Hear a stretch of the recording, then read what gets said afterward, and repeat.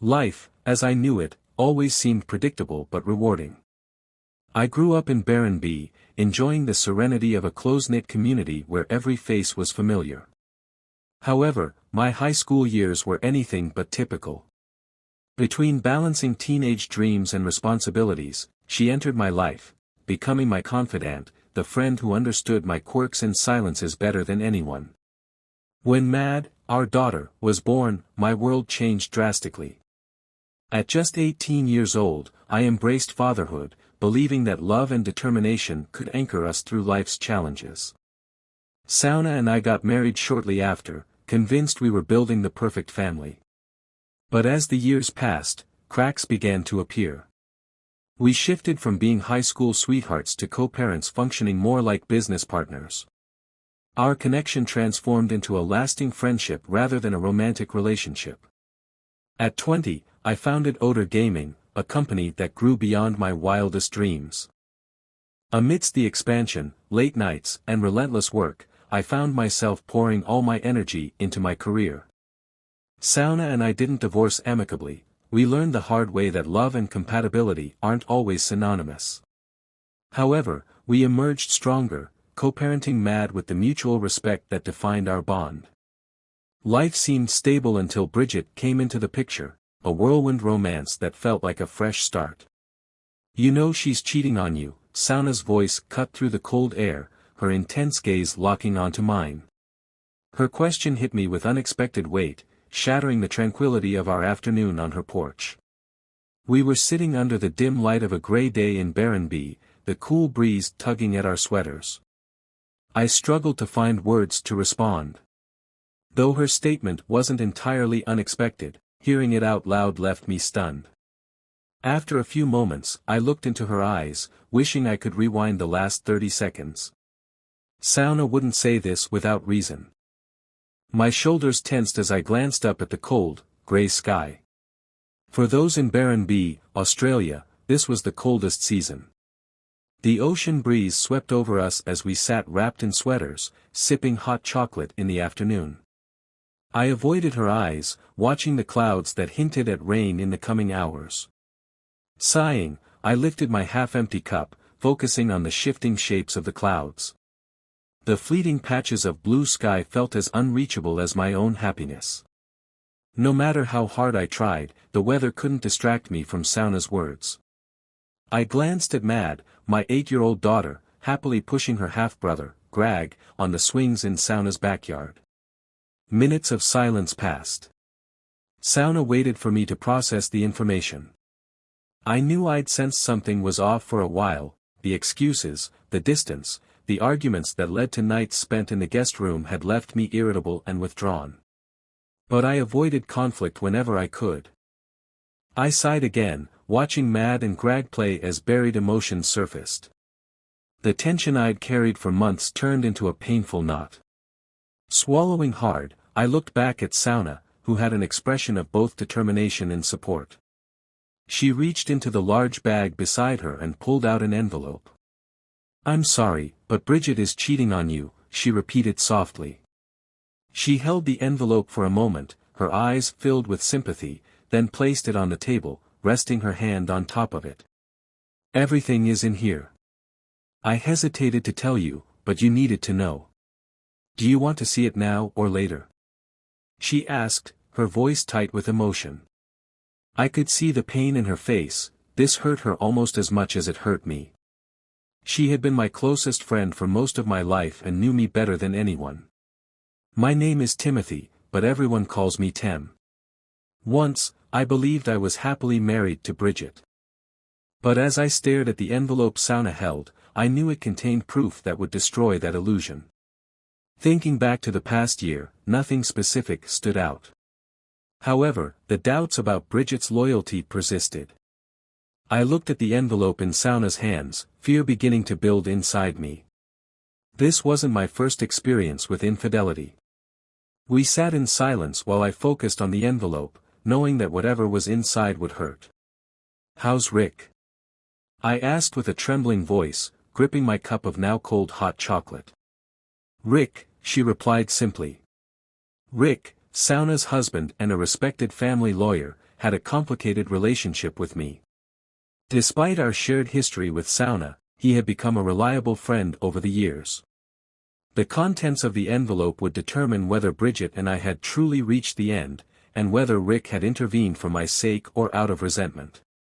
A wave of nausea hit me as I stared at the envelope.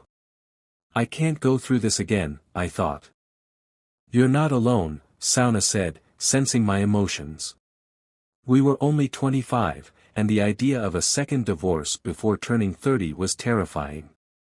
Just then, Mad, my 8-year-old daughter, appeared holding her 1-year-old half-brother, Greg. Mom, Greg needs a diaper change, she announced, wrinkling her nose at the smell. Sauna took Greg from Mad, gave me a sympathetic look, and put the envelope away. Mad didn't need to see its contents. She climbed onto my lap and hugged me. Are you okay, Daddy? What were you and Mom talking about? You're not fighting again, are you? Her voice was filled with a mix of concern and curiosity. Although Sauna and I were no longer together, we had always been great friends in her eyes. Years ago, Mad asked why we weren't together if we loved each other so much. We explained more as she grew, but stories of past fights still unsettled her. Sauna and I met in high school, became best friends, and then started dating. Our teenage pregnancy surprised our families, but they supported us. We got married after Mad was born, believing it was the right thing to do. However, marriage wasn't right for our friendship, despite the love we shared. Small issues piled up and drove us apart. I was a programmer and gamer, having started my first business at 16. By 18, I was married with a child, working 80 to 90-hour weeks. I tried to give everything to Sauna and Mad, but it wasn't enough. We were too young for the pressures we faced. Our parents, though supportive, doubted we'd last and made us sign an agreement, mine tied to my startup funds, hers to protect against potential failure. The business succeeded, leading to my next venture, other gaming. By my early 20s, I had a team of 50 people across 3 countries, including programmers, testers, marketers, and administrative staff. My company generated around $180 million annually, mostly from free-to-play games with microtransactions. While our profits weren't as high as larger gaming companies, investors were always satisfied with our performance. Sauna and I loved our daughter and were best friends, but we weren't in love the way soulmates are. Overlooked small problems eroded our marriage. My long work hours contributed to its downfall. Fights became frequent, about chores, my job, and Mad. One night, I had a late meeting with investors but forgot to tell Sauna. Meanwhile, she didn't tell me about a meeting at Mad's daycare. When I got home, tensions exploded. After yelling at each other, Sauna stormed out, spent the night drinking, and woke up in a stranger's bed. To her credit, Sauna was honest and remorseful when she confessed. My world shattered. I lashed out, blaming her for everything. She defended herself, accusing me of being a neglectful, boring husband and father. The moment those words left her mouth, she knew it was a mistake. That night, I moved into the guest room. Our fights continued for months until I filed for divorce, citing infidelity under our prenuptial agreement. Hurt and frustrated, Sauna swung between apologizing and lashing out when I refused to forgive her. Only around Mad did we find moments of tense peace. Eventually, our parents intervened, forcing us to really talk for the first time since everything fell apart. I'm so sorry, Tem, Sauna said with tears in her eyes. I shouldn't have left that night. I disrespected you. I was stupid, and I hurt you. I sighed, pained but sincere. I'm sorry too, Sauna. It hurt, but you're my closest friend. I had to forgive you, she gently touched my cheek. Thank you, Tem. But what do we do now? We talked for hours and agreed that we could only rebuild trust as friends, not as a married couple. For the first time in months, Sauna cried in my arms. We never shared a bed again, but we spent more time together, deciding that co-parenting as friends was best. Over the next 18 months, the divorce process unfolded, and Sauna and I became great friends again, leaving behind resentment and rebuilding trust. Although we hugged and occasionally shared friendly kisses, romantic love had faded. I still loved Sauna deeply, but I valued her more as a friend. Our marriage had broken us, and trust couldn't be fully restored. I started dating Bridget less than a year after the divorce, right after Mad's 4th birthday. Bridget worked with Sauna, that's how we met.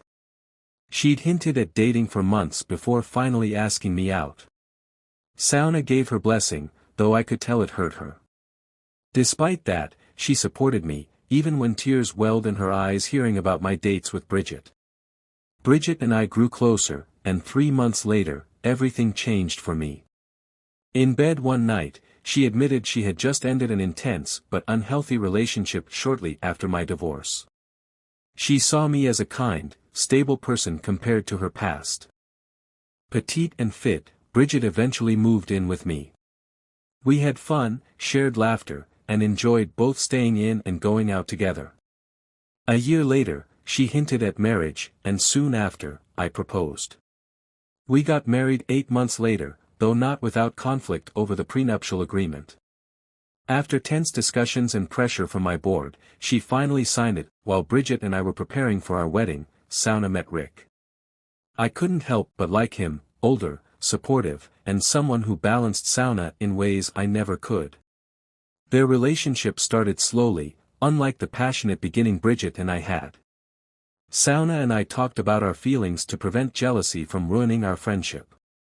As Bridget and I, along with Rick and Sauna, became couples, everyone respected our bond. At first, Rick reacted when he saw Sauna hugging me after I dropped off Mad. But Sauna told him to either accept our friendship or walk away. By then, Bridget and I were already married, and Sauna and Rick were engaged. 6 months later, I was Rick's best man at his wedding to Sauna. It felt surreal how much things had evolved. Sauna and I had always been close, and with Mad in the middle, that connection was permanent. Once Rick accepted that, we became great friends. He saw that, although I loved Sauna, it wasn't the same way he did. Meanwhile, Bridget and Sauna maintained a friendly, though not particularly deep, friendship. Back to the present, Mad, my restless daughter, snatched a piece of chocolate from a cupcake. I kissed her cheek. "No, sweetie," I said, trying to explain without revealing too much. "Mom and I aren't fighting. We're just talking about something difficult." "It's about Bridget, isn't it?" Mad said defiantly, surprising me. "Mad, you have to respect Bridget. Rick likes her, and she's not your mom," I replied gently. She picked at the muffin and mumbled, "Yeah, but Rick respects you and Mom." "Bridget doesn't like Mom or me, and she doesn't respect you." Her words hit me hard. Bridget and I had been together for 4 years, married for 3, and I realized I'd been ignoring signs of her behavior. I'd been passive, just trying to make it work. After a moment of silence, Sauna returned with Greg and told Mad to take him outside. Mad protested, but when Sauna used her mom voice, she complied. We watched Mad and Greg play in the sandbox. "Mad sees too much for her age," Sauna said quietly. "She must get that from you," I replied sadly. Looking at Sauna, the woman I had loved so deeply, I felt a wave of desperation. I hadn't even seen the contents of the envelope yet, but deep down, I already knew. Sauna sat beside me and hugged me as tears welled up. I knew, in my heart, that Bridget hadn't loved me the same way for a long time. I grabbed the envelope, opened it, and found 2 documents and a USB drive. Sauna placed her hand over mine. "Tem, this is only going to hurt you." Inside were detailed reports and recordings that confirmed everything. I stuffed the contents back into the envelope, feeling numb. "Why?" I asked, my voice breaking. Sauna didn't respond, sensing my pain. "Am I really that pathetic?" "The women I love always cheat on me," I muttered, regretting the words the moment they left my mouth. Sauna quickly kissed my cheek and hugged me tightly, crying. I'm sorry, Tem. I shouldn't have, this isn't your fault. I'm sorry for comparing it to us, I interrupted softly. Do you forgive me? She gave a faint smile and kissed my forehead. Of course. A voice interrupted us. Well, what do we have here? Rick approached, trying to keep a serious face but failing as a smile crept in. His expression shifted to concern when he saw the envelope in my hands. Oh, he said, sitting beside me and placing a supportive hand on my shoulder. I'm sorry, man. I started this. After talking with Sauna and Matt a couple of months ago, I hired a private investigator to look into it. I got the report yesterday, Rick explained, concern etched on his face. Have you seen it? I asked. Rick shook his head. No, just the basics. But it looks like you two already did. We both nodded. Rick leaned back. So, what now? Divorce, I shrugged.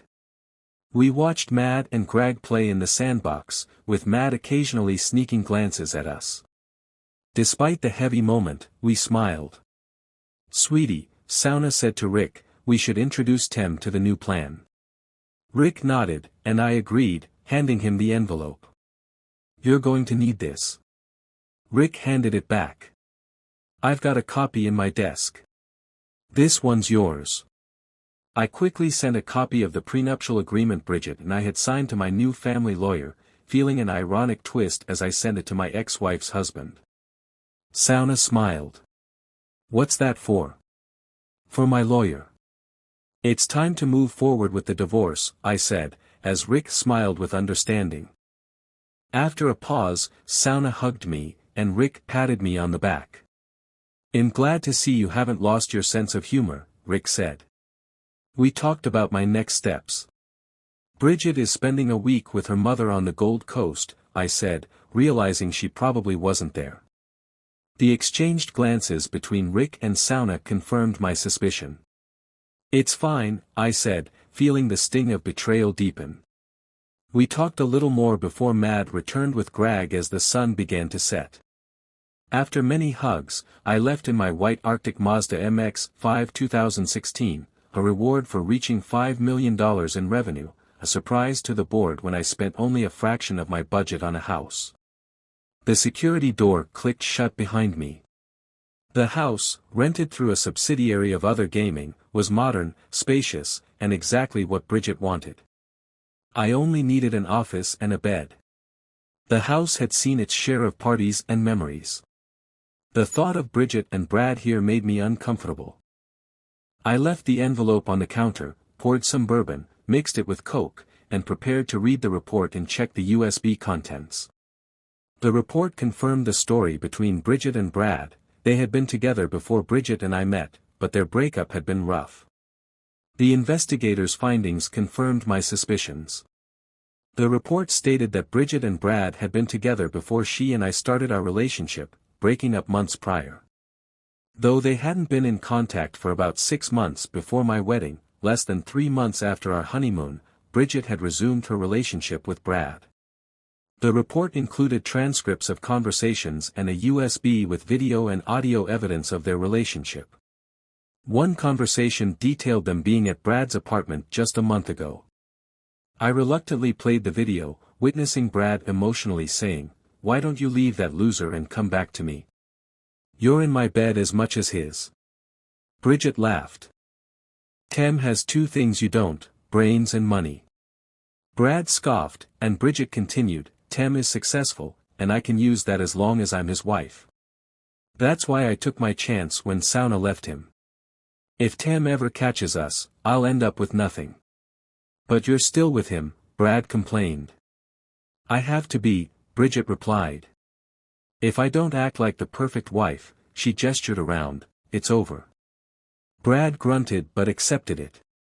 Then Bridget added with a smile, Tem and I might start trying for kids soon. What if I stop taking the pill and pretend it's his? When the baby's 18, you can tell them you're the real dad. Brad celebrated, and I rushed to the bathroom, nauseated. I barely slept, haunted by the report and the video. At 8:30 a.m., my phone woke me up. Bridget's cheerful voice greeted me. "Hey, big guy. Are you home while I'm away?" I paused, unsure how to respond. "Tem, are you okay?" she asked, feigning concern. "Yeah, just a long night dealing with work stuff," I replied, forcing calmness. "Oh, I'm sorry, honey. I'll be back Monday night. Maybe we can start working on that baby," she said, confirming her plans with Brad. "Sure," I replied flatly. She hesitated. "You sure you're okay?" "I'm fine, Bridget. Just tired," I sighed. "All right. I'll bring you something nice," she said. "Sounds good," I replied, faking affection. "I love you," she said. "Goodbye," I responded, ending the call.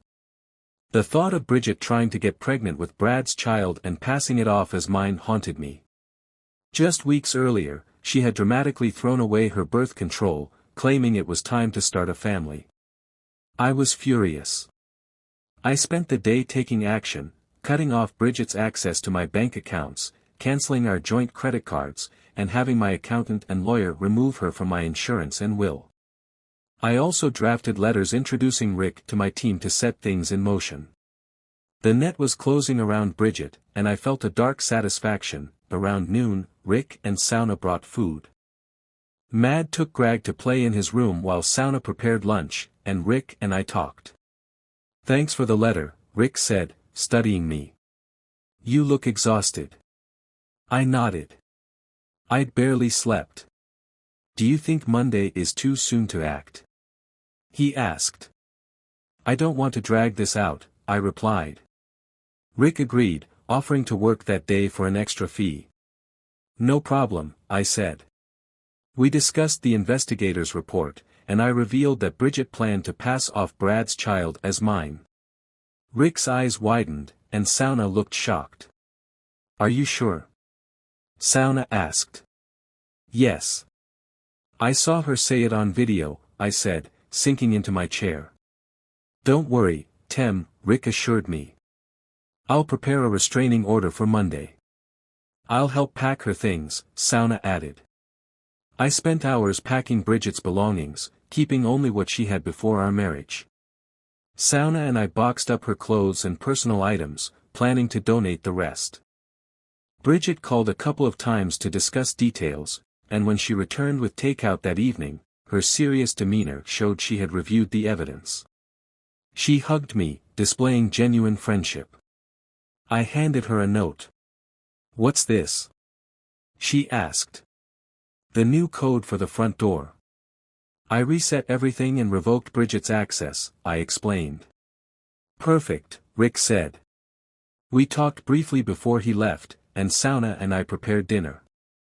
They stayed the night and most of Sunday, with Rick and me discussing the next steps for the divorce. Unlike my amicable separation from Sauna, this time I was determined not to let Bridget walk away with anything. On Sunday morning, Sauna admitted, "I never thought I'd say this, Tem, but I love you. I'm sorry I didn't tell you sooner." "I understand," I replied, recognizing the complexity of our history. She added, "You gave her freedom, but she took advantage of it. I'm glad this ended before a pregnancy." We talked until Mad entered, holding a smiling Greg's hand. We spent 15 minutes entertaining the kids before Rick put on a movie for them. "Mad really notices everything," Sauna said. "She never liked Bridget. No one messes with her dad except her mom," I joked, earning a playful nudge from Sauna. Sauna's expression grew serious. "Tem, I'm sorry things didn't work out, but that doesn't mean I care about you any less," she said, her eyes sad. "I know," I nodded, feeling a lump in my throat. "You're my best friend. We made Mad together, went through so much, and you've always shown true character," Sauna continued. "You never treated me poorly, even when I deserved it." Rick added, "Tem, you're one of the few people I trust." When Sauna told me to stop being jealous, I realized you were just a decent guy who wanted to raise his daughter and stay friends. Rick looked at me. You're not passive. I've seen you stand your ground with Sauna and others. Sauna nodded. You play by your own rules. Bridget underestimated that. Rick grew serious. You did everything right as a husband. Bridget's betrayal is her loss, not yours. We calmed down, and Sauna offered to let Mad stay with me for support, but I declined, not wanting her caught in the aftermath. On Monday, I worked in the office on an important project, anxious about what was to come. Late in the afternoon, my phone rang. Tem, my code doesn't work on the door, Bridget said sweetly. I know, I replied firmly. What do you mean? She asked, worried. I know everything, Bridget, about Brad, your plans, your days off, the apartment I paid for, and that you don't love me. She fell silent. Your access has been revoked. You don't live here anymore. But Tem, I love you, she insisted, fear in her voice. Look behind you, I said, watching from the window as cars pulled up. A man's voice came through her phone. Mrs. Bridget Other? Yes, she replied, trembling. You've been served, the man said, detailing the divorce petition, prenuptial agreement, eviction notice, and restraining order effective that night. Bridget froze as reality hit her. The process server left in his car, worth every penny I'd paid Rick. Bridget's next call was to her mother, Marion, who had just arrived. Mom, Bridget started, but Marion slapped her. The sound was audible through the phone. Oh, I know what you did to Tem. I've never been so disappointed, Marion snapped. Mom, what Tem told you isn't true. Bridget protested, touching her cheek. Marion looked ready to slap her again but walked back to her car. Bridget, Tem showed me proof. We agreed to take you in, but I can't believe you got involved with Brad again. He's a loser compared to Tem. Still listening, I heard Marion add, we moved your things to our house. If it were up to me, I'd have burned them. Get in. Ignoring Bridget's protests, Marion drove off. Bridget realized our call was still connected. Tem. She said hesitantly. I answered coldly, there's no fixing this. Isn't there any chance? She asked, her voice filled with desperate hope. I laughed bitterly. No chance. Follow the divorce terms, and you'll be fine. Betray me again, and I'll leave you with nothing. Yes, I loved you, I added quietly, but you ruined it for money. Oh, and Bridget, I said, pausing. She held her breath. Take a pregnancy test. If you're pregnant, we both know it's not mine. Try to claim otherwise, and I'll make sure you regret it. I hung up to the sound of her sobs. I felt empty but better. The following month was tough. I buried myself in work and spent time with Mad. Nights were restless, filled with bad dreams. Bridget's lawyer planned to challenge the prenup, aiming for a 50-50 split.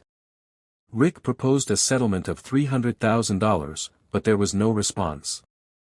That weekend, I took Mad out.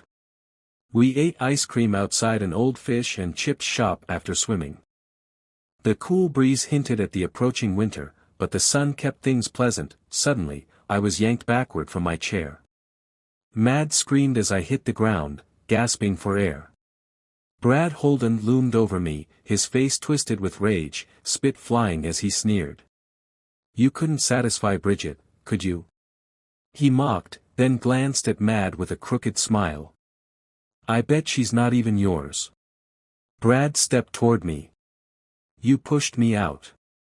I was fine with Bridget playing house with you, you just had to stay in your place.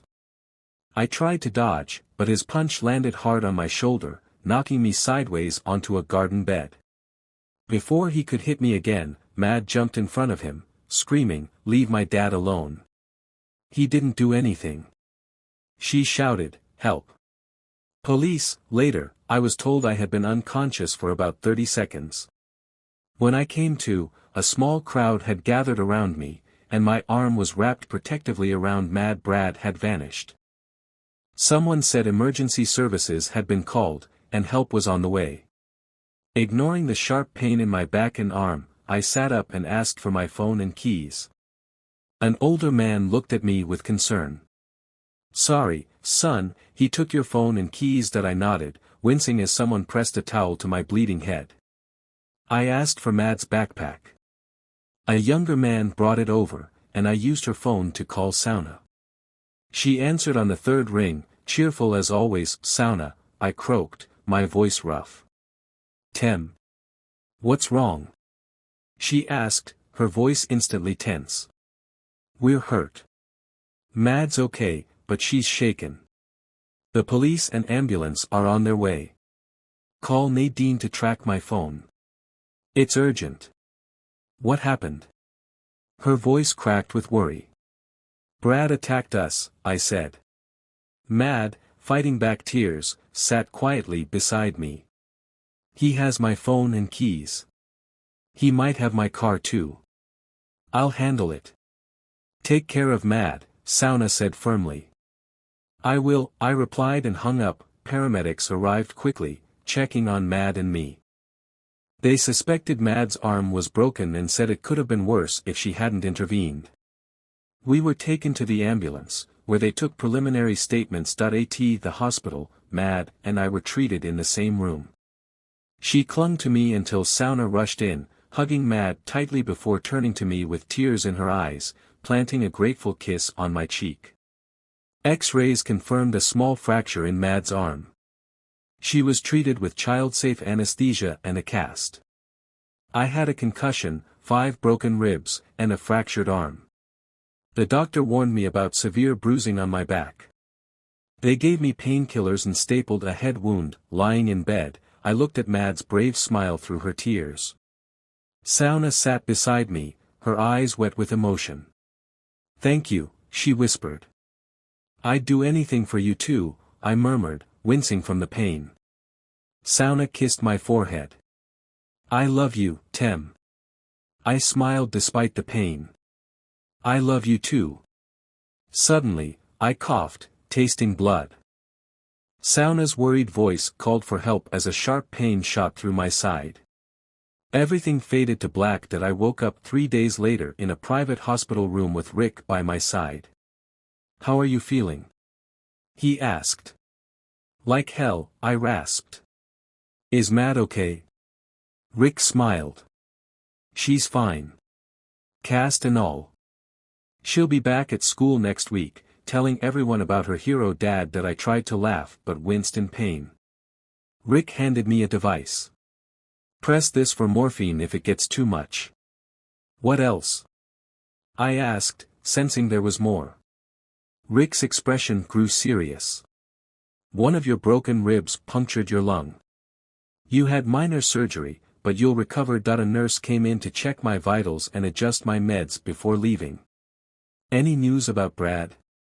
I asked. Rick pulled out his phone, showing me a news clip from the night Mad and I were admitted. The anchor announced a search for Bradley Holden, who had attacked me, stolen my car and phone, and was last seen heading toward Newcastle. He was considered dangerous, and the public was urged to call Crime Stoppers if seen. "They caught him yesterday in Boyong," Rick said. "Ran a red light in your car. He's arrested. The car's wrecked, but at least they got him." I nodded. "I'm glad they caught him. Mad is safe, that's what matters." Soon after, Mad burst into the room with Sauna and Greg behind her. "Dad!"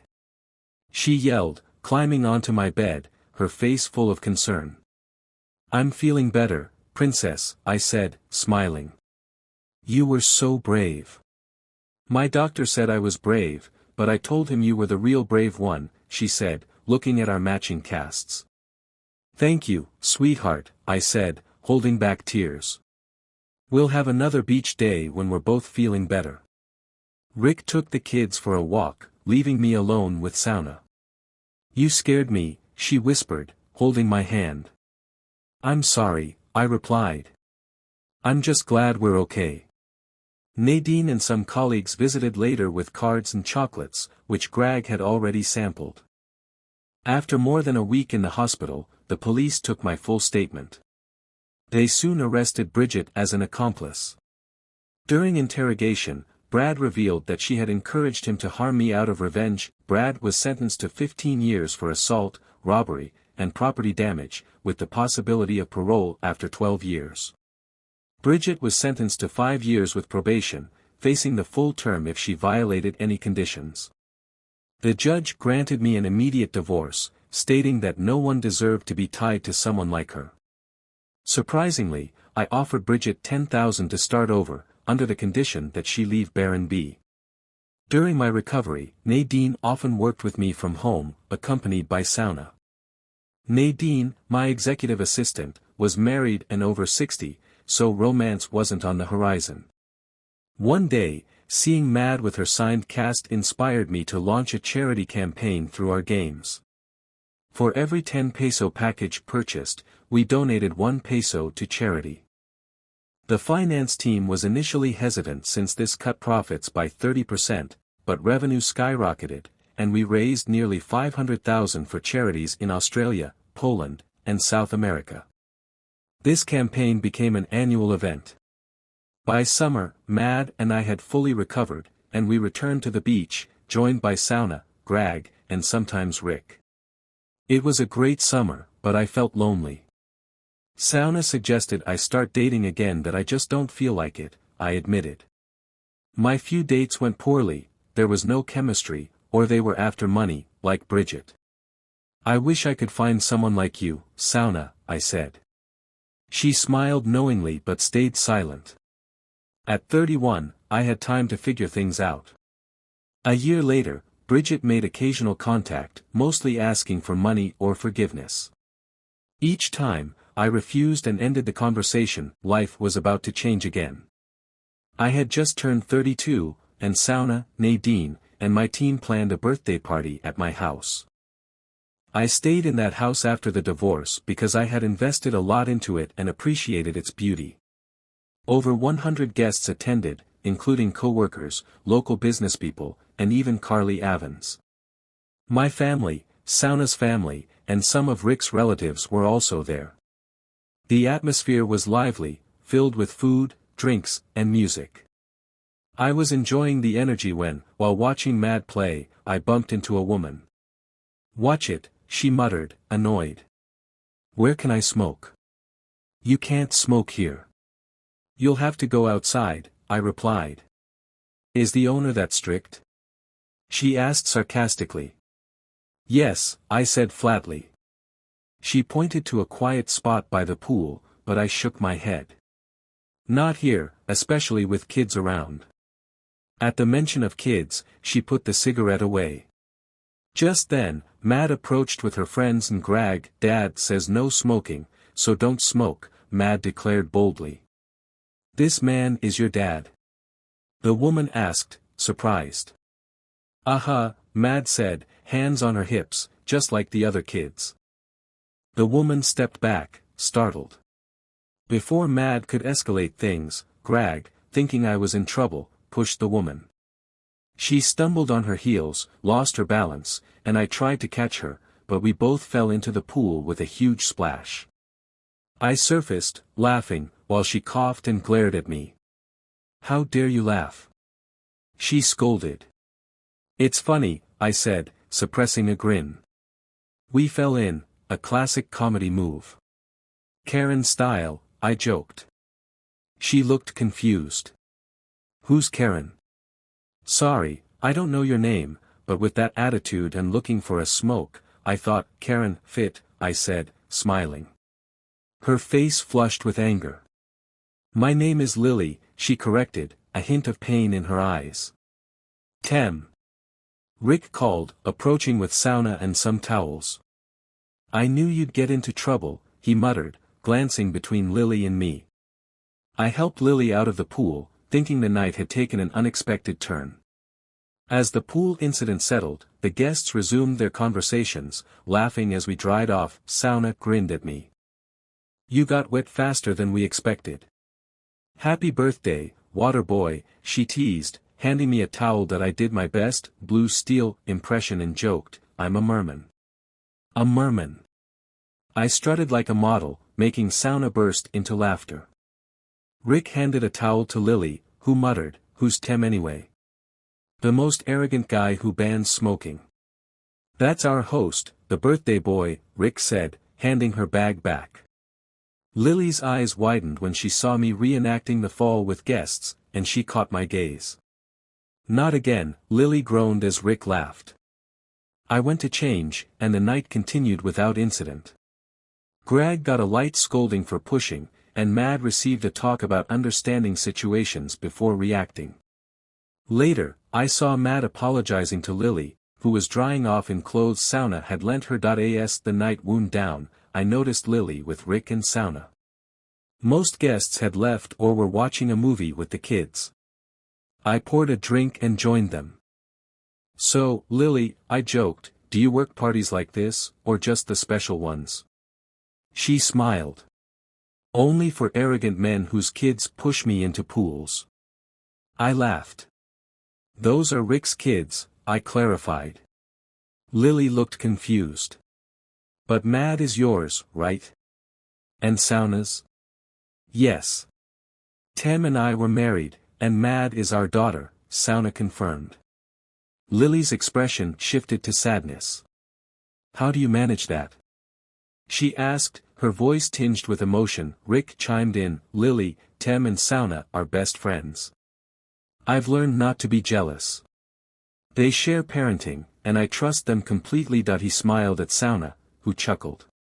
It's unusual, Sauna added, but we were friends before we got married. Tem has always supported Mad and me. We realized we weren't meant to be married, but I trust him like a brother. Lily's expression softened. Was that case with Rick from a few years ago with you? Yes, I said, taking a sip. Mad is very protected because of what happened. She saw me suffer, and Greg's bravery when he pushed you, sorry about that, was just him reacting. Lily nodded, understanding. If you need to smoke, feel free, I offered. I didn't mean to make you uncomfortable. She sighed. It's a bad habit I picked up recently. A tear welled in her eye as she glanced at Rick, then drifted toward a quiet corner. That's a story for another time, he said softly. When Lily returned, her eyes were red from crying. We changed the subject to Star Wars. Rick and Sauna weren't big fans, but they'd watched some episodes with me, like The Mandalorian. I joked about possible future plots, and to my surprise, Lily joined the conversation, smiling for the first time, revealing her hidden warmth.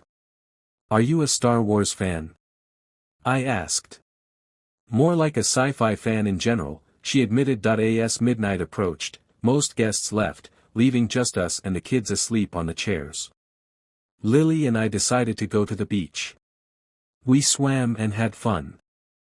Despite her smoking habit, Lily turned out to be kind and easy to talk to. One night, while watching Sauna, Rick, and the kids by the pool, I asked Lily, what's your story? She shot me a sharp look. It's none of your business, she snapped. I raised my hands in apology. I was just curious. She hesitated, then finally spoke. I lost a baby, she said quietly. I nodded, listening as she shared how she'd gotten pregnant 6 months into her relationship. Her boyfriend, Aaron, was hesitant about the pregnancy. As her belly grew, he started drinking heavily. One night, an argument escalated, and he pushed her. When he heard sirens approaching, thinking she'd called the police, he panicked.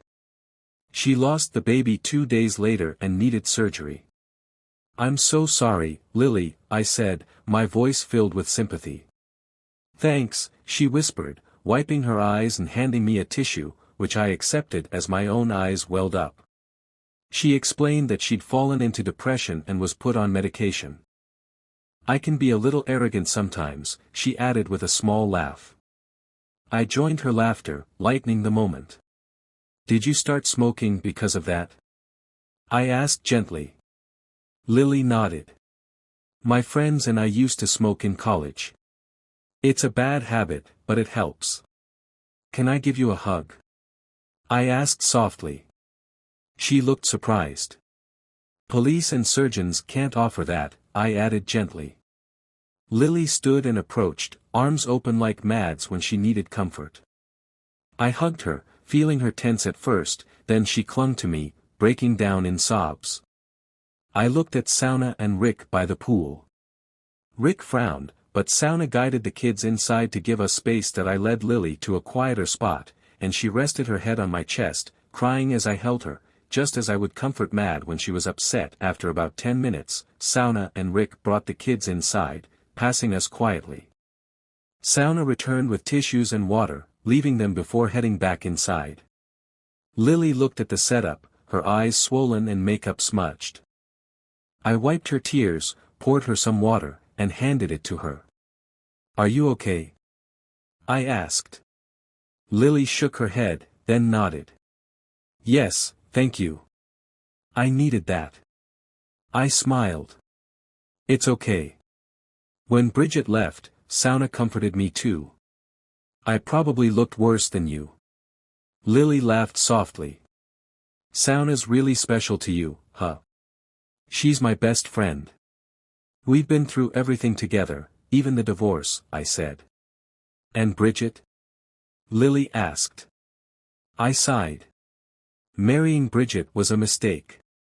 She cheated on me for a long time. I thought I loved her, but she only saw me as a meal ticket. I'm sorry, Tem, Lily said. Despite how I acted when we met, you're a good person. Bridget was a fool. Any girl would be lucky to have you. Any girl? I raised an eyebrow. Lily nodded. Yeah, if only I could be that girl. Before she could finish, I leaned in and kissed her. Her eyes widened, then slowly closed as she kissed me back. This time, it wasn't for comfort, it was genuine attraction. When we pulled apart, she smiled. That was unexpected, she said, then quickly added, but not unwelcome. Exactly, I replied. We talked as the sun began to rise, sharing stories of past heartbreaks. Lily mentioned her ex was in prison for assault. The night he attacked her, he'd been driving way over the legal limit. As darkness fell, Sauna and the kids returned with Rick carrying a hot pizza. The atmosphere was tense for a moment until Lily told Sauna and Rick we'd been discussing old wounds, without giving details.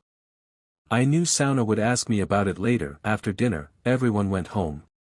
Mad stayed with me while Sauna and Rick took Greg and Lily to their place. My goodbye hug with Lily felt awkward but carried undeniable affection, which didn't go unnoticed by Sauna or Rick. As Mad and I got ready for bed, she asked me a serious question while brushing her hair. You like her, don't you? She said. I think so. But we've only known her for a couple of days.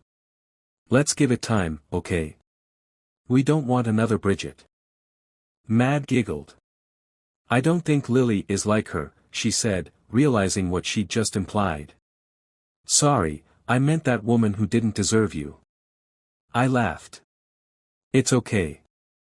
Bridget was a bit of a witch. We shared a smile. But just be careful with your words. And Lily, well, we'll see what you think. Mad bit her lip. She's not like Bridget. Mom and I noticed she's been through things too. Yeah, I know, I said, changing the subject as we got comfortable. While checking my development calendar, I got a call from Sauna. She's serious, Tem, she said. All the way home, she told Rick you're amazing. Apparently, her ex was abusive. I know, I whispered. She told me. Sauna paused. She's been through a lot, hasn't she? Yeah, quite a bit, I replied. But she told me in confidence. I can't share more, not even with you. After a pause, Sauna asked, so, do you like her? I hesitated. Yes, I do. She's smart, funny, loves sci-fi, and doesn't care that I'm a geek. Sauna laughed. And she's gorgeous, right? I hadn't noticed, I said, trying to keep a straight face. We both laughed. Sauna grew serious again. She likes you more than just a little flirt. She's asked about you and Mad, and she cares. I smiled. She doesn't need to worry. After talking with her and Mad, I'm starting to believe there's life after Bridget. Sauna agreed. There will be. Do you mind if I talk to her for you? I know what to say. Sure, go ahead, I replied. I'm not sure if this will go anywhere, but let's see. 3 days passed without any news from Lily or Sauna. Mad seemed quiet, and during dinner, I caught her looking at me as if something was on her mind. I buried myself in work, but on Wednesday night, I came home to find Mad, Sauna, and Lily in my living room. Sauna and Lily were sipping wine, and the aroma of carbonara wafted from the kitchen. After dinner, I excused myself to my office for some evening work. Once Mad was in bed, I kept a low profile, unsure how things would unfold with Lily. Lily said, entering my office and pausing to look at my computer setup. Her eyes wandered over the posters and awards lining the walls, reminders of my success with other gaming. I know this game, she said, pointing to one. I spent a lot of money on bonus packs. She continued, recognizing others and showing me a game on her phone that had helped her through a tough time in the hospital. Do you work for the people who make these games? She asked, intrigued. Open the puzzle, I said, and look in the bottom right corner. When she saw other gaming there, her eyes widened. That's me, I confirmed. I started the company when I was 19, and all these games are mine. Lily was stunned. You own the company? I laughed. Yeah, I guess that makes me more than just another guy. Her face paled slightly. I just came to tell you dinner's ready, she mumbled. Dinner was excellent. Lily had prepared a delicious carbonara, garlic bread, and vanilla ice cream. The atmosphere was warm, but despite everyone's compliments, Lily remained quiet. Afterwards, Sauna put Mad to bed and subtly signaled for me to talk with Lily. I poured dessert wine for us and sat beside her. Are you okay, Lily? I asked. Dinner was incredible, but you didn't seem to enjoy it, she sighed, sinking into the couch. Have you ever felt like you could overcome anything, only to realize it's impossible? Like the gap is just too wide, I thought for a moment. I felt that way with Bridget. I loved her, but when I discovered the truth, it shattered me. Something still feels broken, but I know I have to work through it. Lily nodded. You're my gap, she whispered. I was confused. I don't understand. How can I be your gap? She smiled softly, tucking a strand of hair behind her ear. I think we both know there's something between us, that kiss. She paused, her smile fading as she grew more serious. But after spending time with everyone, I realized I can't bridge the gap between us. I can't be the person for you. Why? I asked, bewildered. Lily looked at me, her eyes filled with emotion. I'm just an administrator from nowhere. I make less than $60,000 a year. I don't fit into your world. I don't want to be seen as a gold digger. Sometimes, I feel like I'm nothing. Tears welled up, and I reached out, unsure how to comfort her. She opened her heart, afraid I'd see her as someone like Bridget, a woman after my money. She'd lost a child and was carrying anger, but for some reason, she opened up to me. I knew what I had to do. Lily, come with me. I took her hand and led her outside. As we walked by the pool, I suddenly lifted her and jumped into the water, both of us fully clothed. When we surfaced, I laughed while Lily sputtered, hissing at me just like the week before. Lily, I don't care about your past. You're not nothing to me. You're beautiful, talented, and today you cared enough to cook an amazing dinner. Before you came into my office, I suspected Sauna and Mad saw something between us and encouraged you, right? She nodded. Yes. If they thought you were after my money, you wouldn't even be here tonight, I continued. They don't think that about you. And if you'll let me, I'd love to date you and see where this goes. Lily kissed me again. Okay, Mr. Other. But only if you promise not to throw me into any more pools. I laughed. Sorry, no deal. Before we could say more, Sauna entered, leaving towels on the table that I in case you need them, she said. Mad's in bed, and she won't bother you. Sauna smiled and sat down. Careful with Tem, Lily. He's a good one, better than Rick, she joked. You're making me blush. Good night. We're going out tomorrow, Sauna said as she left. Lily turned to me, confused. What did she mean by that? Sauna's protective of the people she cares about, I explained. She never really liked Bridget but tolerated her for my sake. She just gave you her blessing to pursue me. Trust me, no one else has ever gotten that. I helped Lily out of the pool, and we wrapped ourselves in towels. We tossed our wet clothes in the laundry and headed to my room. As we passed Mad's room, she called out, "Good night, Dad." Good night, Lily. The next month was magical. Lily moved in, and we spent lots of time together, enjoying each other's company. She applied for a job at the local council and settled in well. Meanwhile, I kept a low profile, avoiding the glamour of my social circle. When I had to travel to Sydney for a night, Lily panicked. She was afraid that if I didn't return before midnight, she'd feel alone again. So, I arranged for her to come with me. She charmed one of the board members and fit in perfectly. A few months later, after a playful push into the pool before dinner, we said, "I love you." A year after that, I proposed. Mad and Sauna were thrilled. Our garden wedding was perfect, with Rick as my best man and Sauna as my maid of honor. After saying I do, they pushed us into the pool, making for the best wedding photos. For our honeymoon, we traveled across Europe for a month, discovering how well we fit together. We had occasional arguments but always resolved them. Lily was fiercely protective and a little jealous, but never toxic. The only women she tolerated around me were Sauna, Mad, and Nadine. Anyone else faced her fierce side. If I'd ever worried about loyalty after 2 failed marriages, 2 events during our first anniversary erased those doubts. The first incident happened on a rare night when Sauna and Lily went to a local club with a group of women. Most were married, though some were single.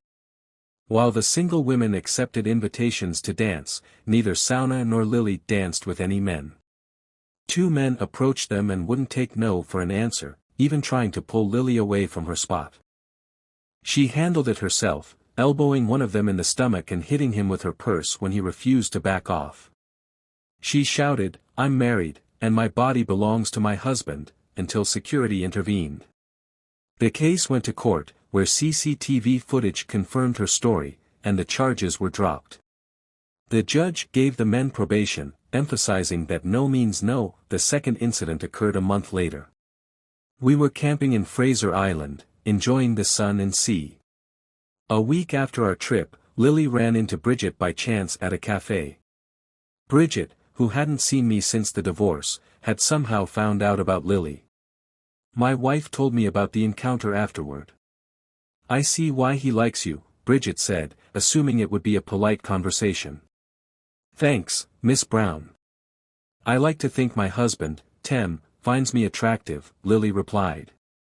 Bridget's smile twisted into something malicious. "Oh, I didn't mean Tem," she sneered. "I meant Aaron." Lily froze. "Why would you mention Aaron? How do you know him?" Bridget's eyes gleamed. "Aaron and I know a lot about you.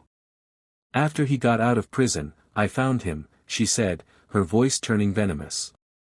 "I was Mrs. Other before you, and I want him back." The revelation hit Lily like a punch, and her shock quickly turned to fury. "Bridget," Lily said calmly. "Yes, I'm a witch," Bridget sneered. "But Tem is mine.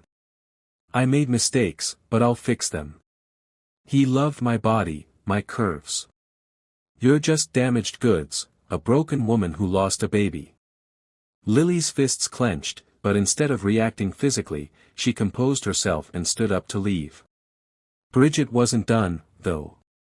She grabbed Lily's hair, screaming, "You'll leave Tem. I'll get him back, and everything will be mine again." Lily fought back, landing a punch that knocked Bridget down to the floor. "Someone call the police," Lily told the cafe patrons, though they already had. When the police arrived, they took statements and arrested Bridget. Lily, acting in self-defense, was exonerated after several witnesses corroborated her story. Later, Lily admitted she regretted telling Bridget about her pregnancy before telling me. I just laughed and reassured her that Bridget's reaction was irrelevant compared to her safety and the baby we were expecting. A restraining order was served against Bridget for all of us, and we never saw her again. Years later, we learned she had married a criminal and was facing prison herself. The real surprise came when we discovered Lily wasn't expecting twins, but triplets. It was 3 a.m. on a Wednesday when Lily went into labor. Nora, Aram, and their sister Jessie were born via C-section. The doctors were cautious to avoid complications. I was with Lily the entire time, holding her hand during the procedure. She was incredibly brave, and my love for her grew even more that I took a 3-month leave from other gaming. With the help of a nanny, Mad's big sister instincts, and support from Sauna, changing diapers for 3 babies brought chaos. The house often smelled less than pleasant, but life went on, and we found our rhythm. We had our arguments, especially when we were exhausted. Once, I even left to cool off at Rick and Sauna's house, but we always worked things out. Now, the triplets are 3 years old, and Saturday afternoons by the pool have become our family tradition. Just 15 minutes ago, I playfully pushed Lily into the pool after she joked that I should behave more like Riker from Star Trek. She grabbed me and pulled me in with her. The kids joined us, and soon we were all splashing around. Later, Lily and I dried off, playing cards on the deck. Sauna leaned toward me with a mischievous smile. "She's cheating, you know," she whispered. For a second, my heart raced. The last time someone said that to me, my life nearly fell apart. But this time, I smiled. "I know," I whispered back, watching Lily's playful grin as she glanced at me over her cards. "She knows what's good for her," Sauna teased loudly, throwing down her cards. "If I win now, he wins later," Lily added with a flirtatious look in my direction. And yes, I won later. Twice.